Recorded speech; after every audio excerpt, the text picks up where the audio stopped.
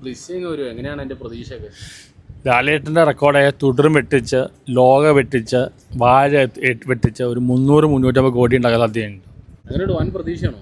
വൻ പ്രതീക്ഷ. ഫിലിം നല്ലതായിരിക്കും. ജിത്തു ജോസഫല്ലേ ഡയറക്റ്റ് ചെയ്യുന്ന, ആൻഡ് ബെമ്പർ പ്രൊഡ്യൂസർ. അവർ ദൃശ്യം 4ഉം 5 ഇപ്പോൾ പ്ലാൻ ചെയ്ത്, പിന്നെ ദൃശ്യം 3 സൂപ്പർ ഹിറ്റായിരിക്കും, ഒരു സംശയമില്ല. ലാലേട്ടൻ്റെ ബർത്ത്ഡേ ആണ്, എന്തായാലും സൂപ്പർ ഹിറ്റാണ്. ഏത് ഒപ്പിട്ടേടാം. കാരണം ഈ കോംബോ അങ്ങനെയാണ്. ജിത്തു ജോസഫ്, മോഹൻലാൽ, ആൻഡി പെരുമ്പാവൂർ അവർ ആ സിനിമയിൽ കണ്ടു. വളരെ കോൺഫിഡൻ്റ് ആണ് എല്ലാവരും. പടം ഫാമിലിക്കും ഇഷ്ടപ്പെടും, യൂത്തിനും ഇഷ്ടപ്പെടും.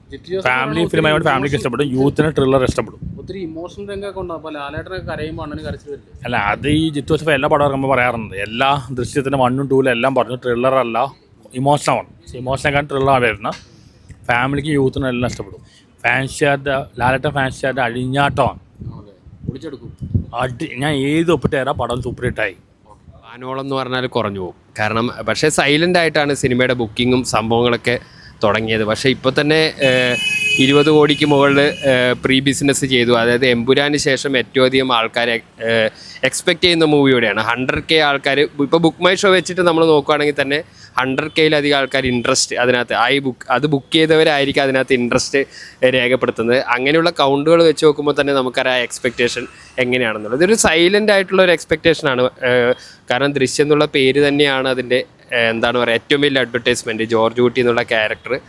പക്ഷേ സംവിധായകൻ വ്യക്തമാക്കിയത് ഇത് ബാക്കി 2 സിനിമകളെ പോലെ ആയിരിക്കില്ല. കുറച്ചുകൂടി ജോർജ് കുട്ടിയുടെ ഇമോഷൻ, കാരണം ഇത്രയും വലിയൊരു ക്രൈം ചെയ്തിട്ട് പിന്നെ ഇത്രയും വർഷത്തോളം അത് ഒളിച്ചു നിൽക്കുന്ന ഒരാൾക്കുള്ള ഒരു മാനസിക പ്രശ്നങ്ങൾ ഉണ്ടാവുമല്ലോ. അദ്ദേഹം ഒരു സാധാരണക്കാരൻ കൂടിയാകുമ്പോൾ ആ ഒരു ആംഗിളിലാണെന്ന് പറയുന്നു. അതാണെങ്കിൽ തന്നെ നമ്മൾ അതിനകത്തൊരു സസ്പെൻസ് എന്തായാലും പ്രതീക്ഷിക്കുന്നുണ്ട്. കാരണം ദൃശ്യത്തിൻ്റെ മെയിൻ സംഭവം അതാണ്. അപ്പോൾ അതിൽ നിന്ന് മാറി ഒരു പോക്ക് പോയി കഴിഞ്ഞാൽ സിനിമയുടെ വിധി തന്നെ ചിലപ്പോൾ വേറെ ഒന്നും ആയിരിക്കാം. കാരണം എക്സ്പെക്റ്റേഷൻ എന്തൊക്കെ തന്നെയായാലും ഉണ്ടാവും. കുറച്ച് നാൾ മുമ്പ്, 1 വർഷം മുമ്പൊക്കെ മീഡിയയോട് അങ്ങനെ സംസാരിക്കുമ്പോൾ ഒരു പെർഫെക്റ്റ് ക്ലൈമാക്സ് അല്ലെങ്കിൽ അതിലേക്ക് എത്താനുള്ള ഒരു വഴിക്ക് കാത്തിരിക്കുന്നതെന്ന് 2 വർഷം മുമ്പൊക്കെ പുള്ളി പറഞ്ഞിട്ടുണ്ട്. അപ്പോൾ അങ്ങനെ ഒരു ത്രെഡ് കിട്ടിയതുകൊണ്ടായിരിക്കും എന്തുകൊണ്ടും 3ാം ഭാഗം. കാരണം തുടർച്ചയായിട്ട് പെട്ടെന്ന് തന്നെ അവർ അനൗൺസ് ചെയ്തതല്ലല്ലോ.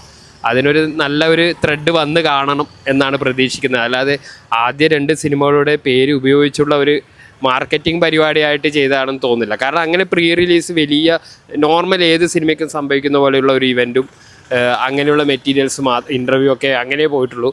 ഒരു ഭയങ്കര രീതിയിൽ പ്രൊമോഷൻ ചെയ്ത ആൾക്കാരെ തിയേറ്ററിൽ എത്തിക്കുന്ന രീതിയിലൊന്നും സിനിമ പോയിട്ടില്ല. അപ്പോൾ എൻ്റെ ഒരു ഐഡിയയിലും ഞാനും എക്സ്പെക്റ്റേഷൻ കുറച്ച് വെച്ച് തന്നെയാണ് പോകുന്നത്. കാരണം സംവിധായകൻ പറഞ്ഞ ആ ഒരു രീതിയിലാണ് സിനിമയെ സമീപിക്കുന്നത്.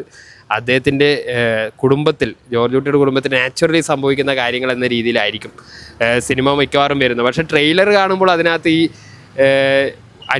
പുനരന്വേഷണം വരുന്നുണ്ടോ, വീണ്ടും നമുക്ക് അതുപോലെ തന്നെ മുരളി ഗോപിയുടെ ക്യാരക്ടറൊക്കെ അതിനകത്ത് വരുന്നുണ്ട്. അപ്പോൾ മേ ബി വേറൊരാളുടെ തെളിവ്, ഇതിനൊരു ജോർജ് കുട്ടി പ്രതീക്ഷിക്കാത്ത പുതിയൊരു അദ്ദേഹത്തിനൊരു പണി വരുന്നുണ്ടോ എന്നുള്ള കാര്യത്തിലൊരു സംശയമുണ്ട്. കാരണം മൊബൈലിൽ എന്തോ കണ്ട് ഞെട്ടുന്ന ലാലേട്ടനൊക്കെ അതിനകത്ത് കാണുന്നുണ്ട്. അപ്പോൾ എന്തായാലും അദ്ദേഹത്തിൻ്റെ ആ ഒരു ബ്രില്യൻസ് എന്ന് ട്രെയിലറിനകത്ത് കാണിക്കുന്നുണ്ട്. അങ്ങനെയുള്ള ആ ഒരു ബ്രില്യൻസ്, ആ ഒരു ഫാമിലിയെ ഡിഫെൻഡ് ചെയ്യാനുള്ള അദ്ദേഹത്തിൻ്റെ കഴിവൊക്കെയാണ് കഴിഞ്ഞ 2 പാർട്ടിൽ നമ്മൾ കണ്ടത്.